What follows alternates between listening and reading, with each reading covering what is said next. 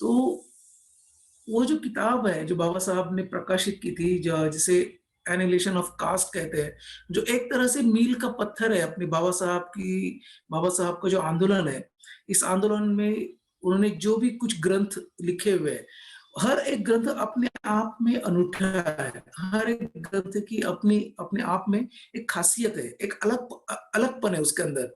तो उसी तरह यह जो भी ग्रंथ है, जो एनिहिलेशन ऑफ कास्ट के नाम से जाना जाता है, या फिर जातीयता के उन्मूलन के बारे में जिसमें बाबा साहब ने लिखा है, वह जो ग्रंथ है उसकी शुरुआत में बाबा साहब का एक स्टेटमेंट है जो मराठी का प्रकाशन है। यह जो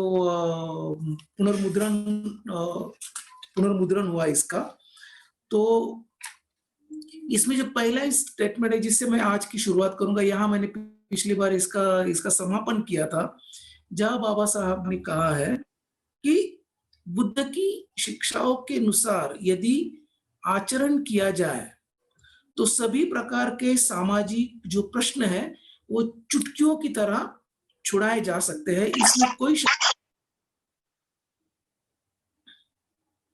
बुद्ध धम्म ही इस नए जगत में सभी सभी और से जो सक्षम है, ऐसा धर्म है जो इसी लोक में मनुष्य मात्र को मुक्त कराने में सर्वथा समर्थ ऐसा धर्म है। मरने स्वर्ग स्वर्ग न देने वाला, और जो मतलब मरने के पश्चात जो स्वर्ग देने वाले धर्म है, उनकी तुलना में किसी भी अर्थ से यह श्रेष्ठ ऐसा धर्म है, ऐसा बाबा साहब ने वहां पर कहा था। और इसी नोट से हम शुरुआत करते हैं। और आज बाबा साहब को जब हम देखते हैं, बाबा साहब का जो धम्म के बारे में उनकी जो दृष्टि है, इसके बारे में जब हम विचार करते हैं, तो मैं सोच रहा था कि बाबा साहब की जो धम्म की दृष्टि है, या फिर जो बाबा साहब की धम्म की जो समझ है, वो इतनी अगाध है, इतनी अनंत है, इतनी अथांग है कि 40-50 मिनट में इसके बारे में क्या कहा जाए। मेरे पास तो केवल 50, ज्यादा से ज्यादा 50 या 55 मिनट है, और इतने समय में बाबा साहब की दृष्टि है, इसको बटोरना बड़ा मुश्किल काम है। अगर हम देखा जाए तो बाबा साहब की हर एक कृति में, मतलब अगर 1927 का, अगर हम महाड़ का जो चौदार तालाब है, वह जो सत्याग्रह है, उससे यदि इसकी शुरुआत की, तो हम देखते हैं 1927 से लेकर, मतलब जब बाबा साहब कुछ कहना शुरू किए, तब से लेकर इसकी शुरुआत होती है और अंत तक चलती है। लेकिन हमने ये देखा है कि बाबा साहब जब 10वीं कक्षा पास हुए थे, तो उनके जो शिक्षक थे, उन्होंने बाबा साहब को, उन्होंने अपनी लिखी हुई किताब जो थी, वह बुद्ध चरित्र, उनको भेंट दिया हुआ था।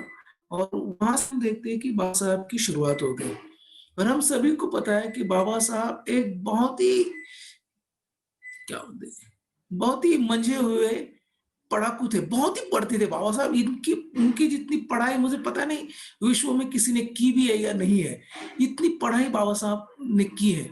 उनका अपना खुद का जो ग्रंथालय है, उसके लिए उनको राजगृह नामक जो घर है वह बनाने पड़ा है। हम सभी को इसके बारे में पता है। तो यह जो बाबा साहब की जो दृष्टि है, बाबा साहब जिस तरह से धम्म की ओर देखते हैं, उसको बटोरना, उसको इन कम समय में उसको आप सभी के सम्मुख रखना बहुत अपने आप में बहुत मुश्किल ऐसा काम है। लेकिन फिर भी मैं कुछ कहने की कोशिश जरूर करूंगा। जब मैं इसके बारे में सोच रहा था, तो कई मुद्दे मेरे सामने थे, कई बाबा साहब के ग्रंथ है, बाबा साहब के अलग अलग समय उन्होंने जो दिए, उनमें कई जगह उनकी जो यह धम्म की दृष्टि है वो झलकती है, वह हमारे सामने आती है। लेकिन आज मैं केवल एक ही टॉपिक के ऊपर, एक ही विषय के ऊपर अपने आप को रखना चाहता हूँ, एक विषय के साथ अपने आप को बांध के रखना चाहता हूँ। और जो विषय पिछली बार जिसकी शुरुआत हुई थी, उसी से मैं अपने आप को जोड़ना चाहता हूँ।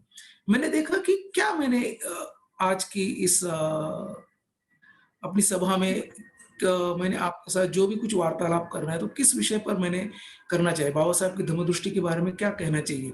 तो बहुत कुछ कहने जैसा है, लेकिन मैंने बुद्ध और उनका धम्म, यह जो बाबा साहब लिखित जो बहुत ही सुंदर ऐसा अलौकिक ऐसा यह ग्रंथ है, जो बौद्धों के लिए एक तरह से एक क्या बोलते हैं गाइडलाइन के तौर पर है कि वो मार्गदर्शक की तरफ वो इसकी तरफ काम करता है।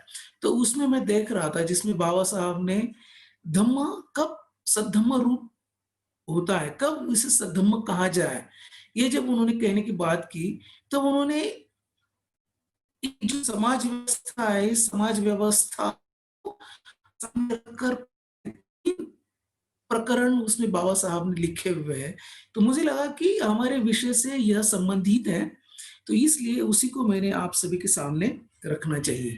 लेकिन पिछली बार को जैसा हम देखते हैं कि जब तक हम इस जिस व्यवस्था से हम जुड़े हुए थे, या फिर जिस व्यवस्था का हमारे ऊपर आज भी कुछ परिणाम है, उस व्यवस्था को जब तक हम पर्याप्त मात्रा में जानते नहीं हैं, उस व्यवस्था को पर्याप्त मात्रा में समझते नहीं हैं, तब तक यह जो स्थिति है हमारे में उत्पन्न नहीं होगी कि किस तरह हम लोगों ने बाबा साहब के बताए हुए मार्ग पर चलना चाहिए।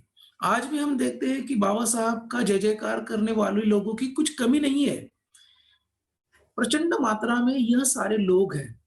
हम देखते हैं कि बाबा साहब ने जो अलग-अलग क्षेत्रों में कार्य किया, वे बहुत ही मंझे हुए राजनेता थे। ये बहुत ही मंझे हुए क्या बोलते हैं, अर्थव्यवस्था के जानकार थे। वो बहुत ही मंझे हुए, हम देखते हैं कि सामाजिक जो समझ है, वे उनमें थी। और अलग-अलग मतलब मानव वंश शास्त्र के बारे में पिछली बार हम लोगों ने कहा था, और आज हम धम्म के बारे में कह रहे हैं। और हम सभी को पता है कि जब 1935 में बाबा साहब ने यह घोषित किया कि भले ही मेरा जन्म हिंदू धर्म में हुआ है, लेकिन मैं हिंदू करके मरने वाला नहीं हूँ।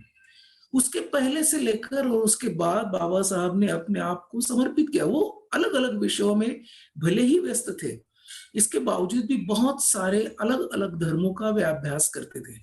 अलग-अलग धर्म के अनुयायियों ने उनसे संपर्क स्थापित किया था। अलग-अलग प्रकार के प्रलोभन उनको दिए गए थे ताकि बाबा साहब उनके धर्म को स्वीकार करें। लेकिन बाबा साहब ने ऐसा नहीं किया। उन्होंने 1936 में जब उन्होंने प्रवचन दिया था, जो भाषण दिया था, बहुत ही फेमस है, वह भी अपने में एक मील का पत्थर है। जिसे हम कहते हैं कि धर्मांतरण क्यों, या फिर व्हिच वे इमांसिपेशन, इस नाम से अंग्रेजी में इसे जाना जाता है। बहुत ही अपने आप में यह जो बाबा साहब का भाषण है, बहुत ही सरल है, बहुत ही सटीक है, बहुत ही सुस्पष्ट ऐसा भाषण बाबा साहब ने दिया हुआ है। और उसी के आधार पर बाबा साहब की जो बौद्ध धर्म की जो दृष्टि है, वो हमें समझ में आती है, क्योंकि आखिर में उसका संदर्भ बाबा साहब ने, उन्होंने कोई स्पष्ट नहीं किया था वहां पर, किंतु उन्होंने एक निर्देश जरूर दिए हुए थे। एक तरह से उन्होंने अंगुली निर्देश किया था कि हाँ, अब मैं इस दिशा की ओर बढ़ रहा हूं। लेकिन हम देखते हैं कि यह जो स्थिति है, जब तक हमारे समझ में नहीं आती है, तब तक बाबा साहब को हम समझ नहीं पाएंगे। उनको समझना हमारे लिए मुश्किल हो जाएगा। आज हम देखते हैं कि बाबा साहब के पश्चात बाबा साहब का जो भी काम, उन्होंने जो भी कुछ काम किया, उनकी नींव, उनका जो आधार था, वह बुद्ध का धम्म था। उसी आधार पर उन्होंने जो भी काम किया, उसे अंजाम दिया है। और हम देखते हैं कि बाबा साहब के पश्चात हम बहुत ही बिखर गए हैं। अलग-अलग गुटों में हम बिखर गए हैं। अलग-अलग हम देखते हैं कि हमारी जो राजनीतिक व्यवस्था है, राजनीतिक जो अवस्था है, बहुत ही बुरी अवस्था है हमारी राजनीतिक अवस्था। हम अपनी सामाजिक अवस्था को देखें, तो जो भी बाबा साहब को मानने वाले लोग हैं, जो भी बहुत ही छाती ठोक कर और बहुत ही जोर से जय भीम का नारा लगाने वाले लोग हैं, वे भी, उनका भी क्या चल रहा है हमारी समझ में नहीं आता है। जैसे पिछली बार शायद मैंने कहा था कि लोग कहते हैं कि जय भीम बोलो और किधर भी चलो। तो बाबा साहब का जब नाम लेते हैं, तो जय भीम बोलकर कहीं भी नहीं जाया जा सकता है। जय भीम बोलने के बाद केवल एक ही दिशा से जाया जा सकता है, वह बुद्ध धम्म की दिशा है, बुद्ध धम्म का मार्ग है। और हम बोलते हैं हमारा यह स्लोगन है, हम जब किसी काम के बस किसी मोर्चा में या किसी भी प्रोग्राम के लिए जब लोग इकट्ठा आते हैं, तो बाबा साहब का नाम लेकर नारा देते हैं और नारे में ऐसी नारेबाजी होती है जो बाबा साहब की विचारधारा से बिल्कुल विपरीत है, बिल्कुल परे है। उनकी विचारधारा के साथ वह चलती नहीं है, इसको हमें समझ लेना बहुत ज़रूरी है। और यह बात नहीं समझने के कारण बाबा साहब ने जो कुछ भी अलग-अलग प्रकार की संस्थाओं का निर्माण किया और उन संस्थाओं को मद्देनज़र रखकर उसी से लोग फूट कर अलग-अलग संस्थाएँ निर्माण हुई, लेकिन बाबा साहब का कार्य नहीं हो पा रहा है, यह हमारी समस्या है, यह हमारी अड़चन है। इसके बारे में पिछली बार मैंने मार्क्स और बाबा साहब के बारे में कुछ बात कही थी। आपको शायद जो भी लोग उस समय थे, उनको यह याद होगा कि मैंने उसके बारे में कुछ कहा था। तो यह समझने के लिए जो भी व्यवस्था है, जिस व्यवस्था से हम जुड़े हुए हैं, वह व्यवस्था जब तक हम समझते नहीं हैं, उस व्यवस्था में कुछ दोष है, यह जब तक हम देखते नहीं हैं, उस व्यवस्था की वजह से यह जो सारी समस्याएँ हैं, यह जो जिस देश में समृद्धि है, इतना समृद्ध ऐसा देश है, जहाँ गरीब लोग रहते हैं, ऐसा चर्चिल ने कहा था, जो मैंने पिछली बार इसका उल्लेख किया हुआ था। यह जब तक हम समझते नहीं हैं, तब तक हमारे जो आचरण पद्धतियाँ हैं, उसमें परिवर्तन नहीं आएगा, उसमें बदलाव नहीं आएगा। इसके बारे में लिखते वक़्त बाबा साहब के करीबी थे, मतलब हम सभी भंते आनंद कौशल्यान जी को जानते हैं। उन्होंने बाबा साहब के बारे में बहुत कुछ लिखा हुआ है। बाबा साहब का भगवान बुद्ध और उनका धम्म, यह जो ग्रंथ है उसका अनुवाद भी किया है। बहुत ही सुंदर अनुवाद उन्होंने किया हुआ है। हम सभी के पास एक्चुअली वह होना चाहिए। उन्होंने एक बहुत ही छोटा-सा ग्रंथ लिखा हुआ था और उसका नाम था यदि बाबा न होते। और इस ग्रंथ में उन्होंने कई सारे प्रकरणों को लिखा हुआ है।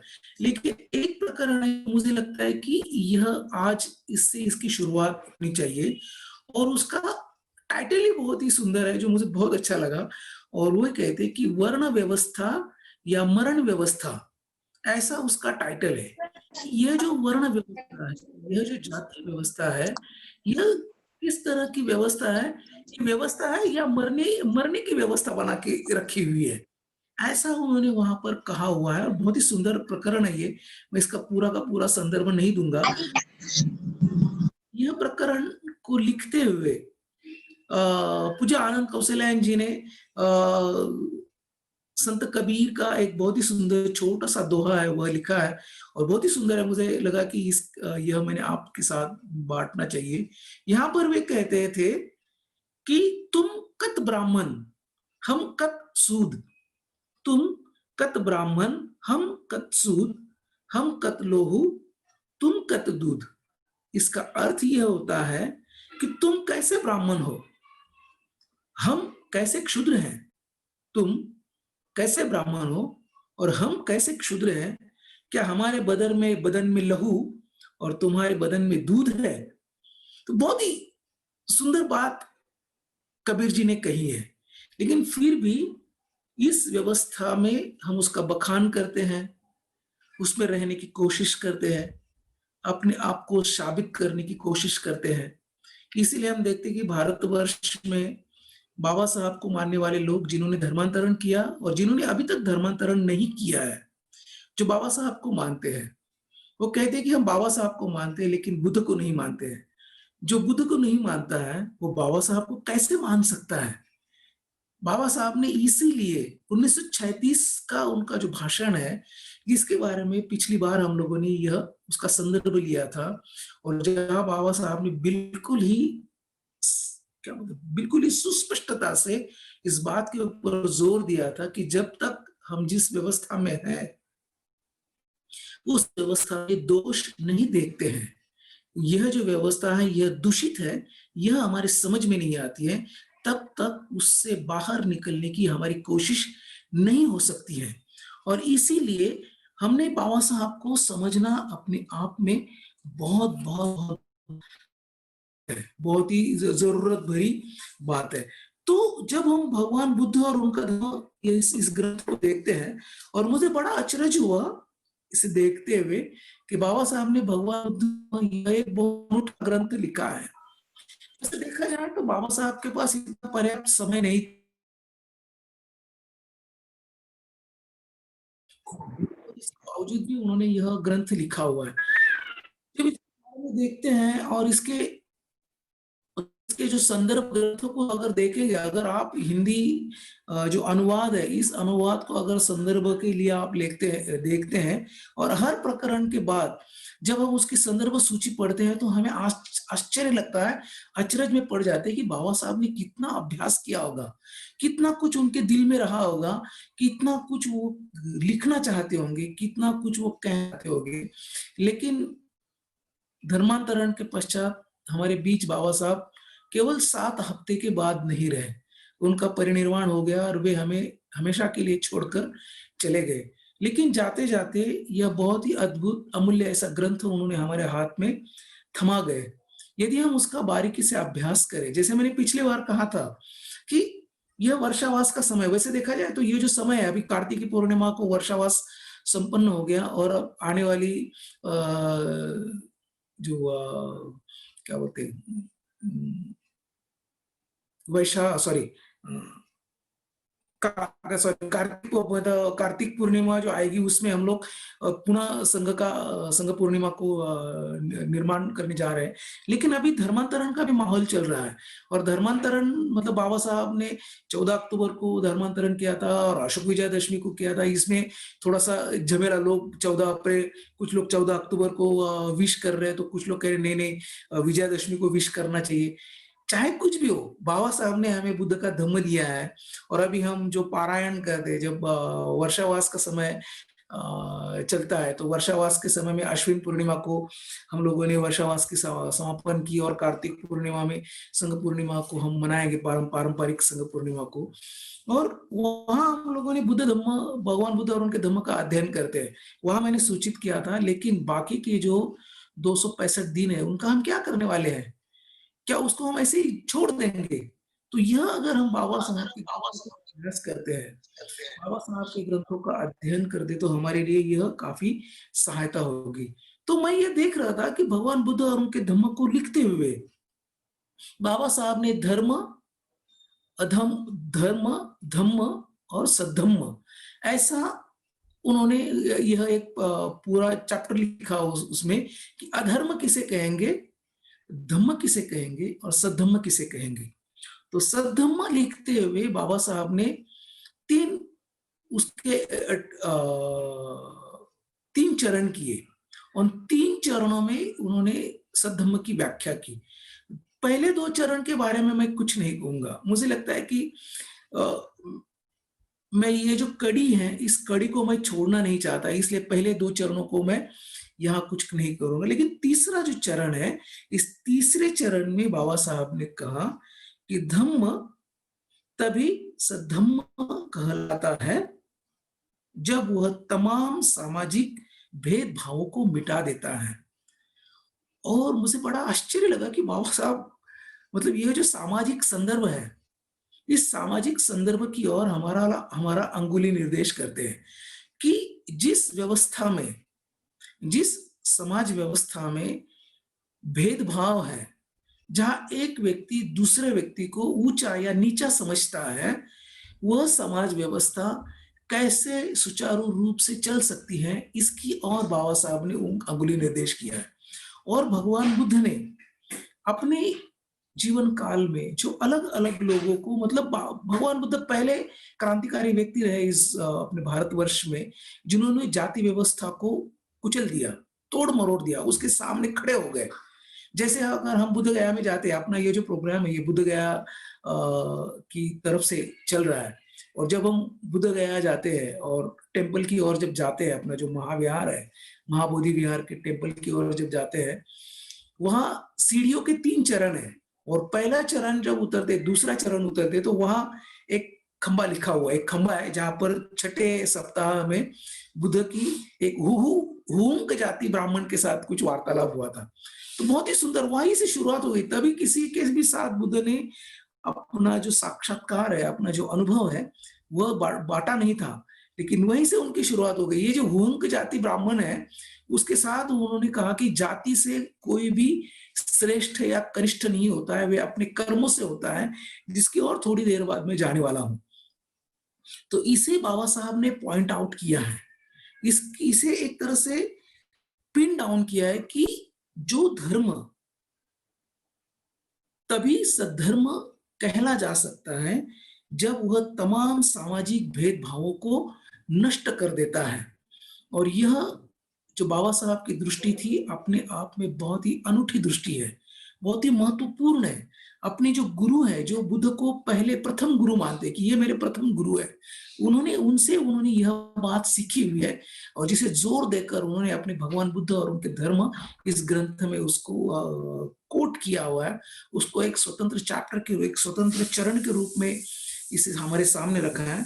और इस चरण में उन्होंने 3 प्रकरण लिखे हुए हैं और इन 3 प्रकरणों में वे कहते हैं, पहला जो प्रकरण है वहां पर वे कहते हैं कि धर्म तभी सद्धर्म हो सकता है जब एक आदमी दूसरे आदमी के बीच की तमाम दीवारों को गिरा दे। तमाम दीवारों को गिरा दे, यह जो लाइन है, इस लाइन को हमने अंडरलाइन करना चाहिए, इसको बड़े बड़े अक्षरों में लिखना चाहिए। ये बहुत ही महत्वपूर्ण ऐसी बात है। यहाँ पर आदर्श समाज की व्यवस्था उन्होंने कही है। और फिर यह जो एक लंबा चौड़ा है, उन्होंने 2-3 कथाएं यहाँ पर लिखी हुई है। 2-3 मतलब जो भी ब्राह्मणों के साथ उनका जो वार्तालाप हुआ भगवान बुद्ध का, उनके बारे में उन्होंने यहाँ पर लिखा हुआ है। लेकिन मैं पूरा का पूरा संदर्भ यहाँ पर नहीं दूंगा, पूरा का पूरा यहाँ पर पढ़ने वाला नहीं हूँ। मतलब चातुर्वर्ण्य व्यवस्था को लेकर जो भी उनके विवाद हुए, जो भी उनके वाद अलग अलग लोगों से जो बातें हुई, उसका उन्होंने यहाँ पर जो चर्चा है वो जैसे अश्वलायन सूक्त है, इस अश्वलायन सूक्त का यहाँ पर जिक्र हुआ है। फिर वासेट्ठ ब्राह्मण के साथ उनका जो बात हो गई, इसके बारे में उन्होंने कुछ बात कही है।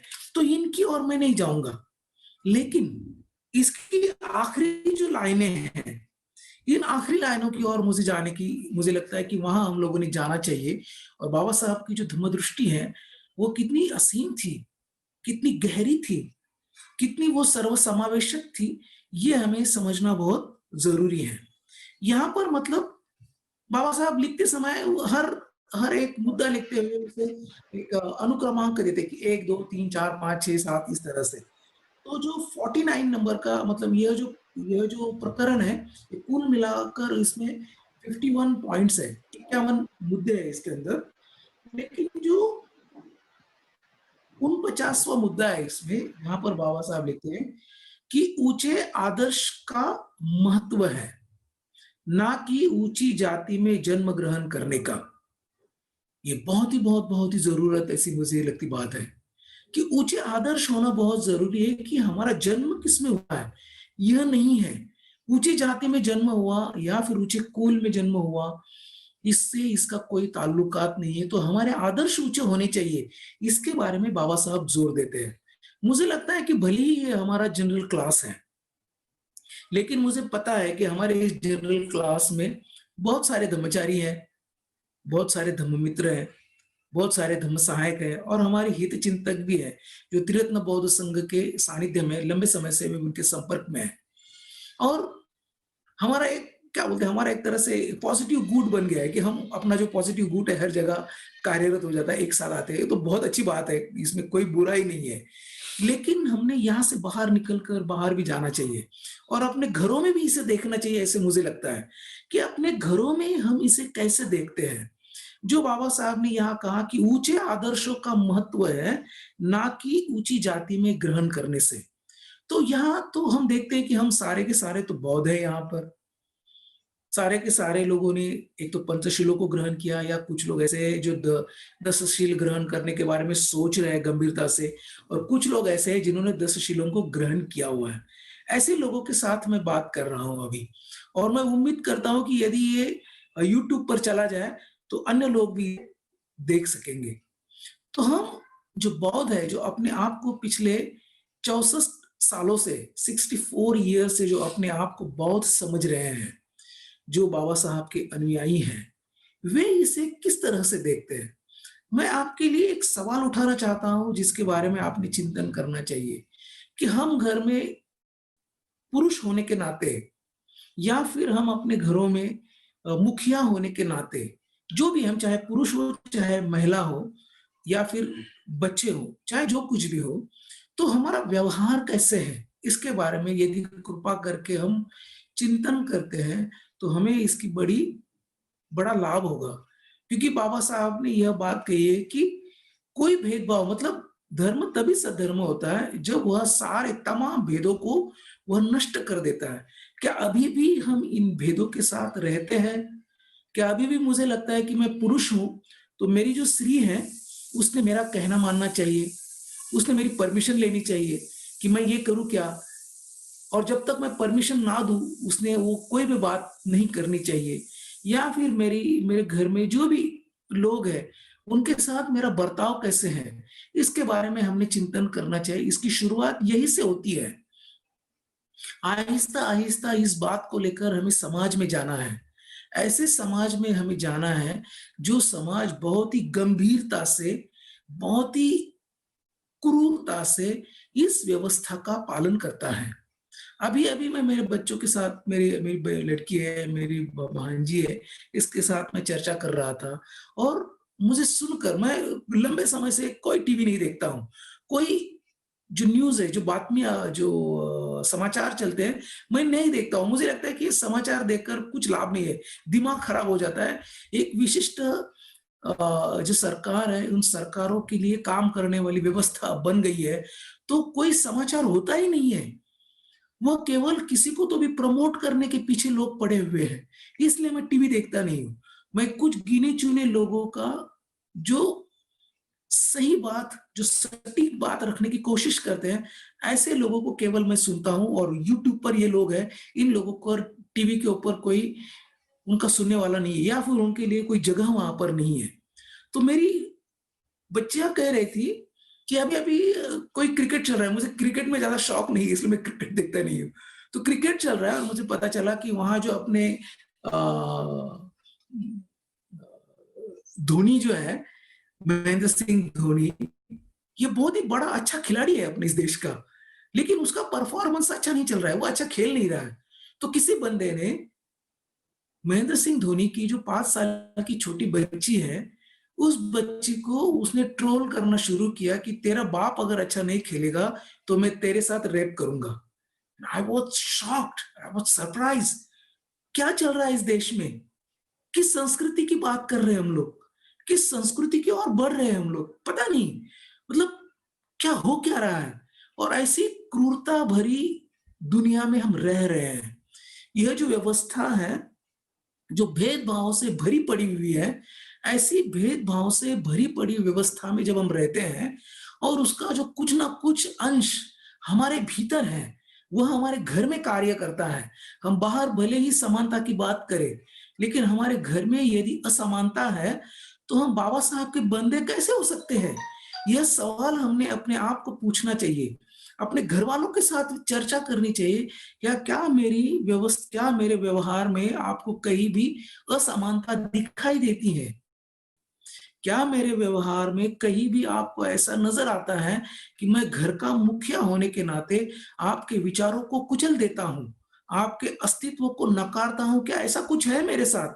कृपा करके मुझे बताइए, तभी मैं ऊँचे आदर्शों को पालन करने की कोशिश कर सकता हूँ। तो यह जो बात बाबा साहब ने कही है, इसके बारे में हम लोगों ने, जो बाबा साहब के अनुयायी हैं, उन्होंने चिंतन करना चाहिए। हमारे घर में इसका आचरण करना चाहिए। ऐसे कहते हैं कि चैरिटी बिगैन्स टू होम। जो भी समाज कार्य है, उसकी शुरुआत घर से होती है। घर में हम यदि हुकुमशाह हैं, घर में यदि हम डिक्टेटर हैं, तो बाहर जाकर हम लोकशाही की बात या डेमोक्रेसी की बात नहीं कर सकते हैं।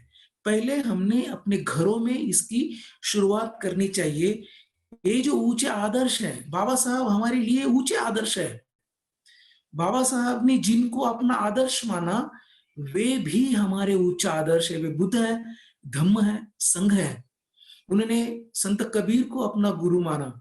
उन्होंने महात्मा फुले जी को अपना गुरु माना। बुद्ध के बारे में मैंने पहले ही जिक्र किया हुआ है। तो यह जो बात है, यह जो हमारे ऊंचे आदर्श हैं, इन ऊंचे आदर्शों को लेकर हम कैसे जी रहे हैं, इसके बारे में हमने चिंतन करना चाहिए, सोचना चाहिए। और यदि इन आदर्शों के बताए हुए मार्ग पर हम नहीं चल रहे हैं, तो हमने सचमुच इसके बारे में सोचना चाहिए कि मेरे बोलने में और मेरे करने में कोई अंतर तो नहीं है, या फिर मेरे करने में और मेरे बोलने में कोई अंतर तो नहीं है, इसके बारे में हमने सोचना चाहिए।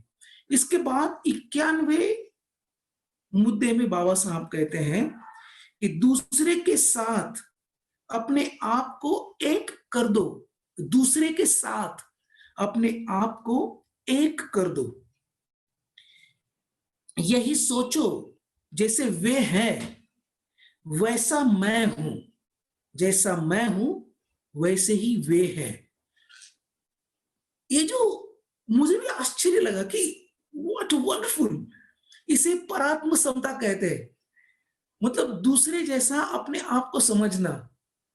अगर मैं किसी को अगर गलत तरीके से उसके साथ जब व्यवहार करता हूं, तो वह दुखी हो जाता है, वह अंदर ही अंदर टूट जाता है और हमें कुछ भी नहीं लगता है। लेकिन जब मुझे ऐसा लगता है कि मैंने किसी को तो भी दिल तोड़ने वाली बात करनी चाहिए, किसी को क्या बोलते हैं, नीचा दिखाने वाली बात करनी चाहिए, तो कृति करने के पहले यदि हम सोचते हैं कि अगर मैं उसकी जगह रहूंगा और कोई अगर व्यक्ति मेरे साथ इस तरह बर्ताव करेगा, व्यवहार करेगा, तो मुझे क्या होगा? जैसे पिछली बार मैंने कहा था कि अभी भी हाथरस का मामला अभी भी शांत नहीं हुआ है, वो अभी भी चल रहा है। लोग उसके लिए प्रयास कर रहे हैं कि इस ये जो हमारी जो भगिनी है मनीषा वाल्मीकि, उसे न्याय मिलना चाहिए। इसके लिए लोग अभी भी आंदोलन किए जा रहे हैं। और जैसे मैंने पिछली बार कहा था कि हमारी और भी बहनें हैं जो चुनकर हमारी संसद में जाकर पहुंच गई है, और ऐसी करीबन 76 हमारी बहनें हैं जो आज एक मेंबर ऑफ पार्लियामेंट है। उन्हें मैं बहनें ही कहूंगा, उनको उनको मैं दूसरा कुछ कह ही नहीं सकता हूं, क्योंकि मैं बाबा साहब का अनुयायी हूं।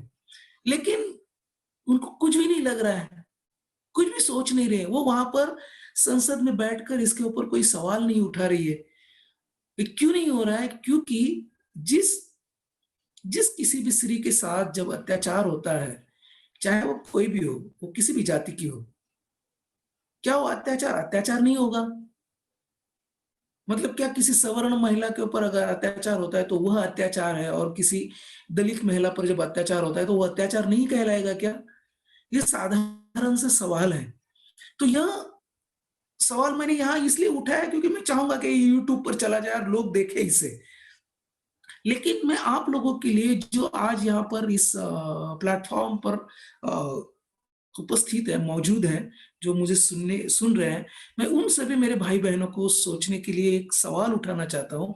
क्या हम अपने-अपने घरों में ऐसा सोचते हैं कि जिस किसी भी मैं स्थिति में हूँ, इस घर में जिस घर में मैं रहता हूँ, मेरा ओहदा चाहे कुछ भी हो, मैं घर का मुखिया हूँ या घर का बेटा हूँ या जमाई हूँ या व्हाटएवर भी, जो भी मैं, या मेरा भाई हूँ या जिस किसी रिश्ते में मैं हूँ, जब किसी को मैं मेरी हुकूमत में लाना चाहता हूँ, जब मैं कोई अधिकार प्रस्थापित करना चाहता हूँ, तो क्या मैं ऐसा सोच सकता हूँ थोड़े समय के लिए शांत रहकर कि जिसके ऊपर भी मैं मेरी हुकूमत ज़ाहिर करना चाहता हूँ, या फिर मुझे लगता है कि ऐसा ही होना चाहिए जब मेरे मन में आता है, तो क्या मैं ऐसा थोड़े समय के लिए शांत रहकर सोच सकता हूँ कि उसकी जगह जाकर देखूँ कि जब कोई इस तरह से मेरे से चाहेगा, क्या मैं मेरे मन के विरोध में जाकर कुछ बात जब घटित होगी तो क्या महसूस करूँगा मैं? क्या फ़ील करूँगा मैं? कैसे लगेगा मुझे? यह अगर हम सोचने लगे, तो हमारी समस्याएँ जिस तरह चुटकी बज जाती है, उस तरह खत्म हो जाएगी, जो बाबा साहब ने इसके पहले सेंटेंस को हमने पढ़ा हुआ है, कि उन्होंने कहा कि बौद्ध धम्म एकमात्र एकमात्र ऐसी जगह है, अगर वह अपनाया जाए, उसकी तरह अगर आचरण किया जाए, तो समाज में जितनी भी समस्या है, समाज तो दूर की बात रही, मैं कहता हूँ कि घर में जो कुछ भी समस्या है, वो चुटकियों की तरह खत्म हो जाएगी। और जो बाबा साहब ने 1936 के भाषण में कहा था कि यदि तुम्हें अपना संसार सुखी करना है, तो धर्मांतरण कीजिए। हमारा जो संसार सुखी नहीं है, इसका कारण जिस व्यवस्था में हम रहते हैं, उस व्यवस्था का हमारे मन के ऊपर गहरा संस्कार है। और वह जो व्यवस्था है, वह असमानता की व्यवस्था है, वह भेद करने वाली व्यवस्था है। मैं ऊँचा हूँ और तुम नीचे हो, या तुम ऊँचे हो और मैं नीचा हूँ। ऐसी असमानता भरी व्यवस्था में कोई भी आदमी सुखी नहीं रह सकता। यदि हमें इस दुनिया में सुख को लाना है, यदि इस दुनिया को हमें सुखकर बनाना है, तो वह केवल उसी जगह पर संभव है, जहाँ समानता है, जहाँ लोग अपने आप में एक जगह आए हुए, उसी जगह यह संभव है, तब तक यह बात संभव नहीं है। फिर मैं आगे और बढ़ता हूँ दूसरे प्रकरण में। इसी तीसरे चरण में जो दूसरा प्रकरण है, यहाँ बाबा साहब कहते हैं कि धर्म तभी सधर्म है जब वह यह शिक्षा दे, किसी आदमी के जन्म से नहीं, बल्कि उसके कर्म से ही उसका मूल्यमापन किया जाना चाहिए। जन्म से नहीं, बल्कि कर्म से उसका मूल्यमापन किया जाना चाहिए। यह भी बहुत ही सुंदर ऐसा प्रकरण है। मेरा घड़ी की ओर ध्यान है, अभी 10 बजने को आ रहे हैं और सवा 10 बजे तक का हमारा समय है, इसलिए इसे मैं ज़्यादा लंबा-चौड़ा नहीं करूँगा। लेकिन बाबा साहब की जो धम्म है, जो धम्म बाबा साहब जिस तरह धम्म को देखते हैं, और हम उनके जो अनुयायी हैं, जो बाबा साहब को मानने वाले लोग हैं, वे भी इस बात को यदि समझ लें और अपने आप से यदि इसकी शुरुआत करें, तो आहिस्ता-आहिस्ता क्यों न हो, यह समाज में परिवर्तन आ सकता है। एक परिवार यदि आचरण करना आरंभ कर दे, बिल्कुल बाबा साहब के कहने के अनुसार आरंभ करे। अगर मेरे हाथ से कोई गलती हो गई, चाहे मैं घर का मुखिया हूँ, अगर मेरे घर में मेरी बहन है, मेरी बीवी है, मेरे बच्चे हैं, मेरी भांजी है, और यदि मेरे हाथ से कुछ गलती हो गई और मैं उनके सामने जिस किसी के साथ अगर मेरी गलती हो गई और मैं उनके सामने जाकर अगर कह दिया कि अनजानवश मेरे हाथों से या जानबूझकर उस समय मेरा अपने आप पे आपा नहीं रहा और मेरे हाथ से कुछ गलत कर्म हुआ है, कृपा करके मुझे क्षमा करें। तो देखिए कैसा होता है। तो घर घर में मेरा अगर जन्म सबसे पहले हो गया, इसलिए मैं कोई श्रेष्ठ नहीं होता है। मेरे घर में मेरा जन्म पहले हुआ, इसलिए क्या मैं कैसे श्रेष्ठ हो सकता हूँ? अगर मेरे बाद मेरी बहन का जन्म हो गया, तो मुझसे कनिष्ठ कैसे हो सकती है? जिस स्त्री के साथ मेरी शादी हो गई और वो मेरी बीवी हो गई, तो केवल वो बीवी होने के मात्र से क्या वो कनिष्ठ हो जाएगी? क्या वो मेरी गुलाम हो जाएगी? ये सवाल हमने आपको पूछना चाहिए कि जन्म से कोई श्रेष्ठ नहीं होता है, कर्म से ही श्रेष्ठ होता है। तो ऐसा नहीं कि ब्राह्मण जाति में जन्म हो गया इसलिए श्रेष्ठ है, तो हम अपने घरों में भी इसे देख सकते हैं। अक्सर हम देखते हैं कि जिस घर में जिसका पहला जन्म होता है, वो अपने आप को बड़ा समझने लगता है, उसे लोग दादा भी कहते हैं, हमारे मराठी में।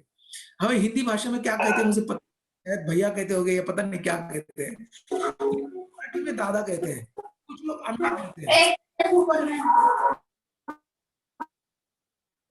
माता-पिता के बाद वो अधिकारी होता है, उत्तराधिकारी कहते हैं उसे कि पिता के बाद का उत्तराधिकारी है।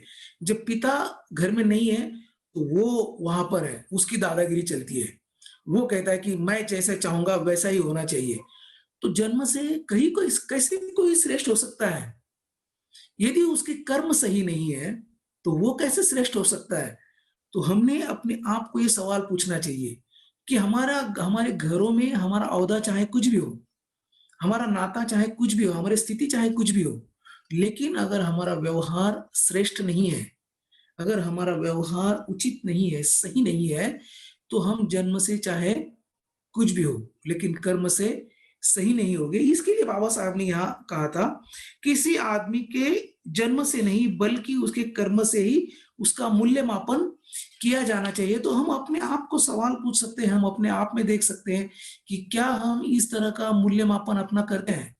कि क्या हम अपने आप को इस तरह से देखते हैं कि जन्म से मैं श्रेष्ठ नहीं होता हूँ, बल्कि मेरे कर्मों से मैं श्रेष्ठ हो सकता हूँ। यहाँ कहने जैसा बहुत कुछ है भाइयों और बहनों, बहुत कुछ कहा जा सकता है कि जन्म से हम कैसे अपने आप को श्रेष्ठ समझते हैं। जैसे हमारा यह जो देश है, यह पुरुष प्रधान देश है। हर किसी पुरुष को ऐसा लगता हो कि मैं जो है ना श्रेष्ठ हूँ क्योंकि मैं पुरुष हूँ, और स्त्रियाँ जो है ना वह कनिष्ठ है क्योंकि वो स्त्री है। एक बहुत ही बड़े क्या बोलते हैं जाने-माने संत ने, जिसे संत कहूँ या ना कहूँ मुझे लज्जा आती है किसी संत कहने के लिए। ऐसे एक जाने-माने संत ने जिसे लोग उसके पैरों के ऊपर अपना सर रख देते हैं, ऐसे एक संत ने बीच में ऐसे कह दिया था, ये जो तथाकथित संत है, इसने बिल्कुल भरी सभा में एक बड़े स्टेज के ऊपर ऐसे कह दिया था कि स्त्रियाँ और क्षूद्र वे मतलब एक स्त्री और शूद्र वो ये अब इस जन्म में इसलिए स्त्री और शूद्र हैं क्योंकि पिछले जन्म में उन्होंने कोई तो भी बुरे कर्म किए थे और वो अन्याय करने के लायक लोग हैं। और लोग तालियां बजाने लगे, हंसने लगे, और वहां बहुत सारी अपनी बहनें थी, बहुत सारी महिलाएं थी, उनको भी कुछ नहीं, वो भी हंसने लगी। और मुझे देखकर आश्चर्य लगा कि यार क्या हो क्या रहा है इस देश में, कैसे लोग हैं हम। जब कोई स्त्री, जब उसके बारे में कहा जाता है कि तू स्त्री इसलिए है क्योंकि तूने पिछले जन्म में बुरे कर्म किए थे, गलत कर्म किए थे, अकुशल कर्म किए थे, पापी थी तू पिछले जन्म में, इसलिए इस जन्म में तू अत्याचार करने के लायक है, तेरे ऊपर अत्याचार किए जा सकते हैं, और वह स्त्री हंसती है, इसका मुझे आश्चर्य लगता है। और यह जो व्यवस्था है, इस व्यवस्था को तोड़ने की बात बाबा साहब ने की थी। यह उनकी धर्म की दृष्टि है। यह वो चाहते थे कि यह जो व्यवस्था है, जब तक इस व्यवस्था को हम नकारते नहीं है, जब तक इस व्यवस्था को हम सही मायने में समझते नहीं है, तब तक यह व्यवस्था टूट नहीं सकती है।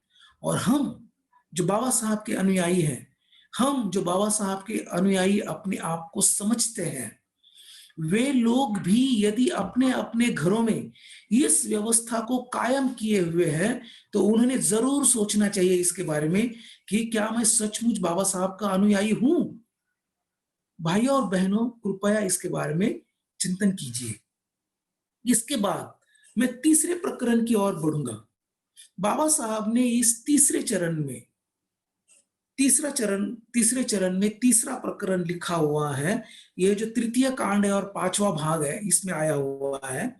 यहाँ बाबा साहब कहते हैं कि धर्म तभी सद्धर्म है जब वह आदमी और आदमी के बीच समानता के भाव की अभिवृद्धि करे। आदमी और आदमी के बीच समानता के भाव की अभिवृद्धि करे। बहुत ही सुंदर बात है। समानता का अर्थ यह होता है कि हर किसी को मौका मिले अपने आप को काबिल बनाने का। हमें पता है कि हमारी जो राज्य घटना है, हमारे जो कॉन्स्टिट्यूशन है, इसका जो प्रिएम्बल है, उसकी जो उद्देशिका है, वहाँ पर बाबा साहब ने जो बहुत ही सुंदर प्रिएम्बल हमारा है, बहुत ही सुंदर हमारी उद्देशिका है, जहाँ पर जिसका जो क्या बोलते हैं,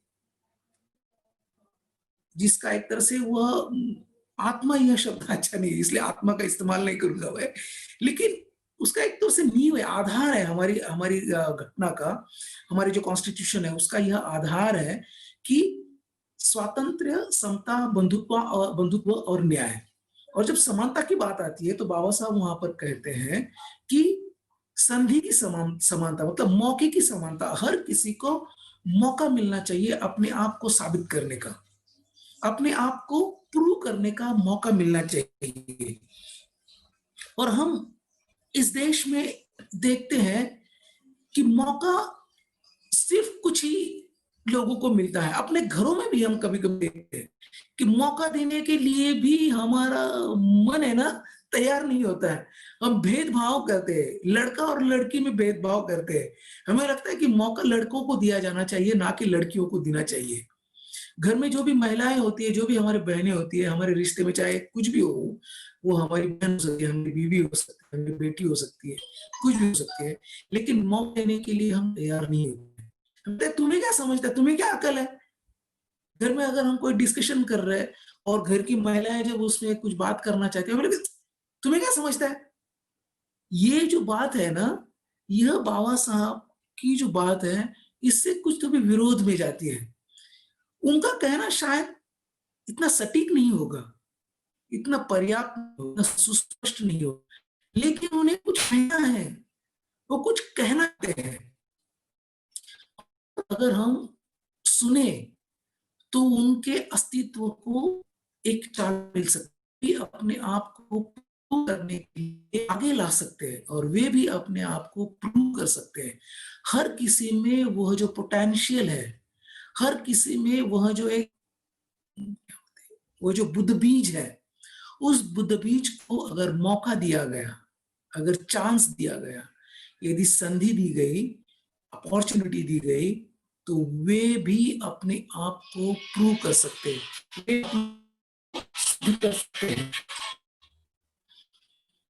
तो यह बात अगर हम समझ सके, यह बात अगर हम अपने जीवन में उतार सके, अपने फैमिलीज में ला सके, तो आहिस्ता आहिस्ता ये बात बाहर भी जा सकती है और आहिस्ता आहिस्ता बाहर भी ये जो क्या बोलते हैं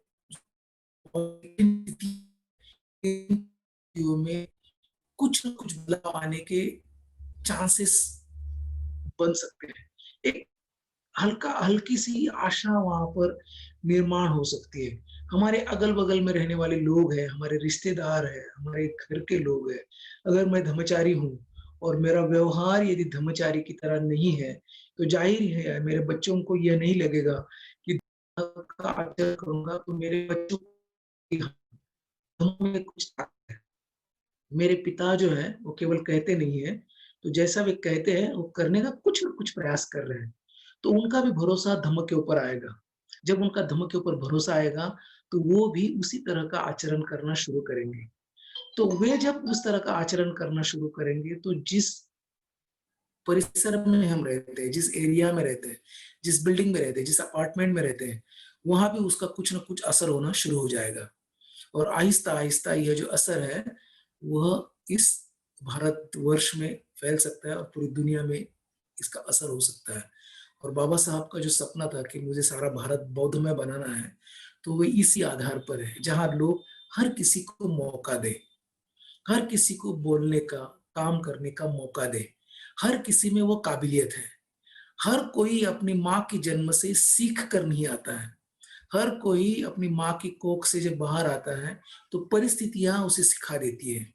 परिस्थितियों से आहिस्ता-आहिस्ता वह सीख जाता है और फिर कभी अनजाने में अपने आप को बहुत ही श्रेष्ठ समझने लगता है, बहुत ही बड़ा समझने लगता है। लेकिन भाई और बहन नहीं है। हम सभी potential है। एक एक बात है हम सभी के बीच, इस दुनिया में जो भी मानव जन्म लेता है, चाहे वो स्त्री हो, चाहे वो पुरुष हो, वो हर किसी में वो बात है। केवल उन्हें मौका मिलना चाहिए, केवल उन्हें अपॉर्च्युनिटी मिलनी चाहिए, तब वो एक समान एक जगह पर आ सकते हैं। निसर्गतः हम सभी एक जैसे नहीं हैं। निसर्गतः हम सभी लोग भिन्न-भिन्न हैं। हमें निसर्गतः कुछ न कुछ असमानताएँ हैं।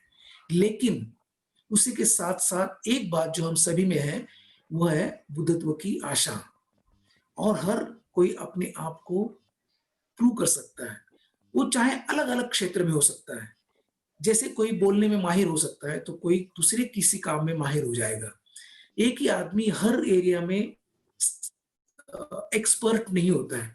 हर किसी एरिया में हर कोई अलग-अलग लोग एक्सपर्ट होते हैं और यही बात बाबा साहब ने हमारे सामने रखी हुई है। यही बात बाबा साहब हमें कहते हैं। यही बाबा साहब की धम्म दृष्टि है और इसीलिए बाबा साहब ने जब धर्मांतरण किया, ये 14 अक्टूबर की बात है और उन्होंने 22 प्रतिज्ञाएँ हमें दी। मैं आप लोगों को पुनः एक बार इसका स्मरण दिलाना चाहता हूँ कि 22 प्रतिज्ञाओं में 19 नंबर की प्रतिज्ञा थी। इसमें बाबा साहब ने कहा कि मैं अपने पुराने मनुष्य मात्र के उत्कर्ष के लिए हानिकारक और मनुष्य मात्र को असमान और नीच मानने वाले हिंदू धर्म का त्याग करता हूँ और बौद्ध धर्म का स्वीकार करता हूँ। ऐसा बाबा साहब ने कहा था। और यहाँ पुनः उन्होंने यह कहा है कि मनुष्य मात्र के उत्कर्ष के लिए हानिकारक और मनुष्य मात्र को असमान और नीच मानने वाले, इस लाइन को मैंने दोबारा आपके सामने पढ़ा है। तो यह औरों के लिए नहीं है भाइयों और बहनों, यह हमारे लिए है। हमारे भीतर भी आज भी हमारे डीएनए में यह जो व्यवस्था है, यह व्यवस्था ठूस ठूस कर भरी पड़ी हुई है। जब तक हम इसे पहचानते नहीं है, जब तक हम इसे पॉइंट आउट नहीं करते, जब तक हम इसे देखते नहीं है, तब तक हमारे जो आदर्श है, हमारे जो पूज्य बाबा साहब है, उन्होंने जो कुछ भी हमें कहा है, जो कुछ भी हमें कहना चाहते हैं, जो कुछ भी हमसे वो अपेक्षाएं रखते हैं, उससे हम खरे नहीं उतर सकते हैं। और जब तक हम उसके उन आदर्शों पर खरे नहीं उतरते हैं, तब तक बाबा साहब की यह जो क्रांति है, वह आगे चल नहीं सकती है। इसीलिए बाबा साहब ने एक बात कही थी, इसे कहकर मैं संपन्न करूंगा।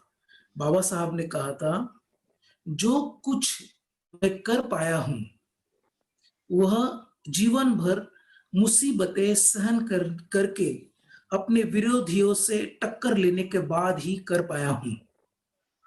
जिस कारवां को आप यहाँ देख रहे हैं, उसे मैं अनेक कठिनाइयों से यहाँ ले आया हूं। अनेकों अवरोधों जो इसके मार्ग में आ सकते हैं, के बावजूद इस कारवां को बढ़ते रहना है। अगर मेरे अनुयायी इसे आगे ले जाने में असमर्थ रहे, तो उन्हें इसे यहीं पर छोड़ देना चाहिए, यहाँ पर जहां पर यह अब है। पर किन्हीं भी परिस्थितियों में इसे पीछे नहीं हटने देना है। मेरी जनता के लिए मेरा यही संदेश है, ये बाबा साहब ने कहा था। तो यह जो कारवां है, यह बाहर भी एक कारवां है और हमारे घरों में भी एक कारवां है। तो यहाँ से यदि हम शुरुआत करते हैं, बाबा साहब की दृष्टि को यदि हम समझते हैं, तो बहुत कुछ अच्छा हो सकता है और सही मायने में हम बाबा साहब के अनुयायी अपने आप को कहला सकते हैं। तो भाइयों और बहनों, आप पुनः आज बड़ी संख्या में यहाँ पर लोग उपस्थित रहे, करीबन 85 मेरे भाई बहन यहाँ पर उपस्थित रहे। तो पुनः एक बार बुद्ध वज्र का मैं आभार प्रदर्शित करना चाहूंगा कि उन्होंने मुझे यहाँ आपके सामने कुछ कहने का मौका दिया है। और इस दौरान यदि मेरे से कुछ बातें कठिन हुई हो, अगर आपको ऐसा लगा, अगर इससे आपको अगर आहत पहुंची हो कि हरि रत्नशील ने कुछ कठिन बात कह दी, तो कृपा करके मुझे क्षमा कीजिएगा। मेरा उद्देश्य किसी को भी यहाँ आहत पहुंचाने का या किसी को दुख पहुंचाने का मेरा उद्देश्य नहीं है। तो केवल बाबा साहब की जो धारणाएं हैं, जहां तक कि मैं बाबा साहब को समझता हूँ, वह मैंने आप तक पहुंचाने का अपनी ओर से पूरा प्रयास किया है। मेरा उद्देश्य अच्छा है। So thank you very much, आप लोगों ने मुझे यहाँ सुना। नमो बुद्धाय, जय भीम।